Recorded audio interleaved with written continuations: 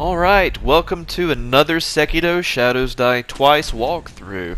We are here in the Ashina Castle Reservoir, and I assume if you have found this lovely video, you have been having problems with that pesky mini-boss, Lone Shadow Longswordsman. And they do mean Longswordsman, as I believe he is 7 feet tall. His crotch comes up to your face, and he will use those long legs of his to make your life living hell. That being said, the very first thing I would like to recommend is get you that sneak attack. If you haven't found the hidden place to get a sneak attack on a mini-boss, odds are there is one and you're not looking hard enough. Always go for the sneak attack to get rid of one of your death strikes right at the get-go. Now let's get right into Lone Shadow's moveset. He has two unblockable moves. That one right there I like to call a loaded sidekick. That can be countered using the Mikiri counter. Go ahead and get that skill. Highly recommend. The other unblockable attack he uses is kind of a low sweep, and you're going to want to jump over that and get a jump kick for high posture damage. Now, if you're like me, you suck at timing. So, my best advice for you would be to dodge right and away as much as possible. He comes in for a sweeping attack, and you'll miss most of those. Another thing I'd like to recommend is when you revive, go ahead and take a healing item. Don't be like me and get greedy. If I wasn't so lucky and was able to knock him out of that sidekick just there, I would have just ate it and that would have been the end of it. But fortunately, I just needed a little bit more to get that final satisfying death strike.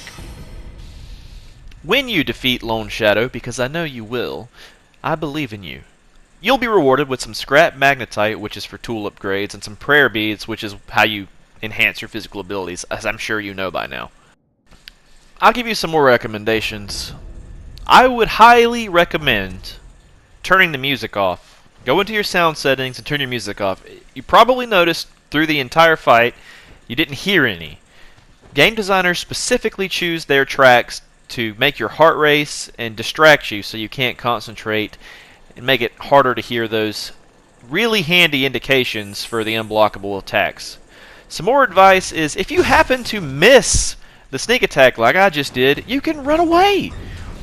If you turn tail and go back up the entrance that I told you to avoid at the beginning, you can escape, go back, wait for him to show back up, and try again. I included this extra bit to show you how terrain can be utilized in your struggle. Terrain is one of the most underutilized aspects of your world. But you can jump up here, he can't. You can take healing items and then get back into the fray. Although, do look out for those kunai knives he's throwing at you. He's got a bunch strapped to his legs, which is why I imagine his kicks are so deadly. What you just saw was the other unblockable attack, the low sweep. I never was able to jump over that, but I was able to use the Mikiri counter just there to block the loaded sidekick, and that is a good feeling. The bad news about this particular area is that it is extremely tight. I mean, you can see how I am utilizing terrain to heal and then jumping back into it, but his posture bar drops down pretty fast, so I would only use this if you were just absolutely sure that you're not going to be able to break his posture and you're just going for the health, which if reduced to 0 will give you an opportunity to get another death strike. But that's pretty much all the advice I have for you. I can't think of anything else. I like to use the axe for the prosthetic tool just because it breaks posture pretty easily, but I did not investigate further as to what would be the best choice. Let me know in the comments what you found. Thank you so much for staying tuned. I wish you the best of luck. I believe in you.